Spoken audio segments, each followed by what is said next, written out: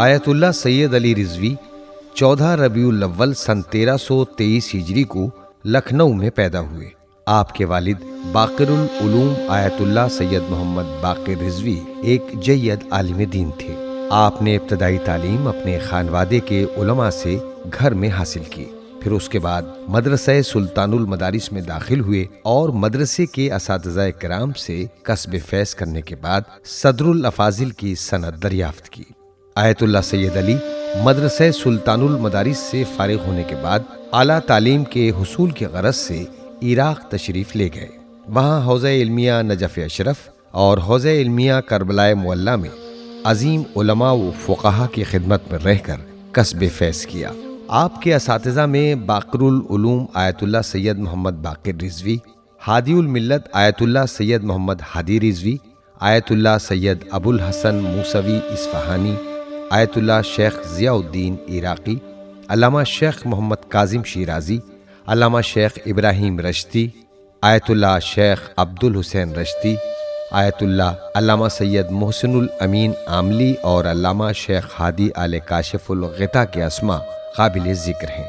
علماء نجف نے آپ کو اجتہاد اور روایات کی اسناد سے نوازا، جن میں آیت اللہ ضیاء الدین عراقی، آیت اللہ ہادی آل کاشف الغطا، آیت اللہ محمد کاظم اور آیت اللہ ابراہیم رشتی نے اسناد اجتہاد سے نوازا، اور آیت اللہ عبد الحسین رشتی، آیت اللہ ابو الحسن موسوی اور آیت اللہ محسن الامین عاملی نے نقل روایت کی اسناد عطا فرمائیں۔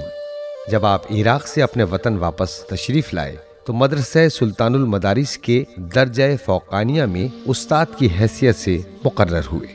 آپ صدر الافاضل کے طلاب کو نہج البلاغہ اور دیوان حماسہ تدریس فرماتے تھے۔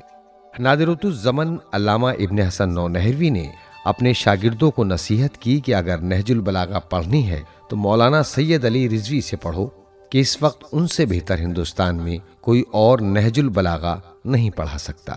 ان کے علاوہ ظفر الملت مولانا سید ظفر الحسن اور اسی طرح دیگر اہل علم و نظر جب کسی طالب علم کو حصول علم کے لیے لکھنؤ بھیجتے تو اسے نصیحت کرتے کہ نہج البلاغہ آیت اللہ سید علی رضوی سے پڑھنا۔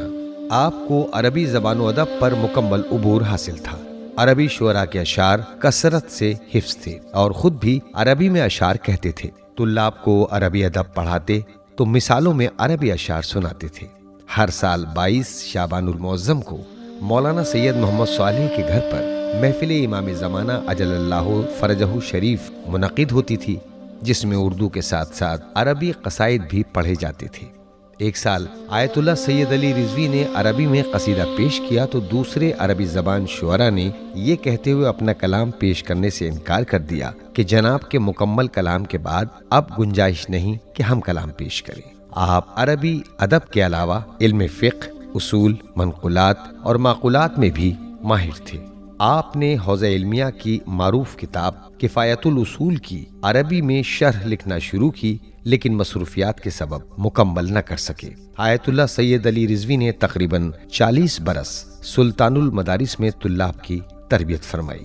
آپ کے شاگردوں کی فہرست طویل ہے، جن میں سے کچھ اس طرح ہیں: آیت اللہ سید محسن نواب، آیت اللہ سید محمد جعفر رضوی، مولانا سید شبیہ الحسن نونہروی، مولانا سید محمد باقر صدر الافاضل، مولانا سید نجم الحسن رضوی کراروی، مولانا مرزا محمد عالم، مولانا مرتضی حسین فاضل لکھنوی، مولانا سید محمد تقی رضوی آل باقر العلوم اور حکیم امت مولانا ڈاکٹر سید کلب صادق نقوی۔ سن 1975 عیسوی میں آپ کے بڑے بھائی آیت اللہ سید محمد رضوی کی وفات کے بعد مدرسے کی ذمہ داری آپ کے کاندھوں پر آ گئی۔ سن 1975 عیسوی سے سن 1985 عیسوی تک آپ مدرسے کے پرنسپل رہے۔ نماز ظہرین کے بعد جب شریعت کدے پر تشریف لاتے تو مختصر آرام کے بعد مدارس کے طلاب درس پڑھنے کے لیے آپ کے گھر آتے تھے۔ ظہر کے بعد آپ کا گھر بھی مدرسے کی شکل اختیار کر لیتا تھا۔ آپ کا سارا ہم و غم یہ تھا کہ زیادہ سے زیادہ طلاب کی تربیت کی جا سکے۔ آیت اللہ سید علی رضوی سلطان المدارس کی ذمہ داریوں کے ساتھ ساتھ مدرسۃ الواعظین اور شیعہ عربی کالج کے ممتحن بھی تھے۔ آپ تبلیغ کے لیے ہر سال ماہ رمضان میں الہ آباد تشریف لے جاتے تھے۔ صفوۃ العلماء مولانا سید کلب عابد کی عدم موجودگی میں شاہی آصفی مسجد لکھنؤ میں نماز جمعہ کی امامت بھی فرماتے تھے۔ آیت اللہ سید علی رضوی دینی، تعلیمی اور تبلیغی خدمات میں مصروفیت کے باوجود کبھی بھی قومی مسائل سے غافل نہیں ہوئے۔ مدتوں مجلس علماء شیعہ میں نائب صدر کی حیثیت سے خدمات انجام دیں۔ اسی طرح لکھنؤ کی آزاداری کے تحفظ کی خاطر علماء و مومنین کے ساتھ جیل میں بھی رہے۔ جہاں آپ ہندوستان کے علماء و مومنین کے نزدیک قابل احترام تھے، وہیں ایران و عراق کے علماء بھی آپ سے کافی متاثر تھے۔ آیت اللہ اکبر ہاشمی رفسنجانی پہلی بار جب ایران سے لکھنؤ تشریف لائے تو ملاقات کے لیے آپ کے شریعت کدے پر بھی حاضر ہوئے، جو یقیناً انتہائی غیر معمولی بات ہے۔ آپ کی زندگی انتہائی سادہ تھی۔ غرباء و مساکین کی امداد میں سبقت فرماتے تھے۔ بڑے بڑے اہل ثروت آپ کی خدمت میں حاضر ہوتے تھے، لیکن آپ نے کبھی ان سے اپنی ذات اور اپنے اہل و عیال کے لیے کوئی مطالبہ نہیں کیا۔ آپ نے مصروفیات کے باوجود امام زین العابدین علیہ السلام کی دعاؤں کے مجموعے صحیفہ سجادیہ کا اردو ترجمہ کیا، جو صرف ترجمہ ہی نہیں بلکہ دعائے معصوم کی ترجمانی سے نزدیک ہے۔ اسی طرح دعائے سماعت کا بھی سلیس اردو میں ترجمہ فرمایا۔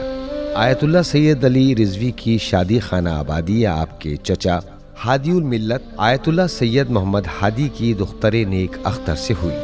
اللہ نے آپ کو 3 بیٹیاں اور 3 بیٹے عطا کیے۔ بیٹوں کے نام کچھ اس طرح ہیں: مولانا سید محمد عباس کربلائی، مولانا سید حیدر عباس اور جناب سید ظفر عباس رضوی۔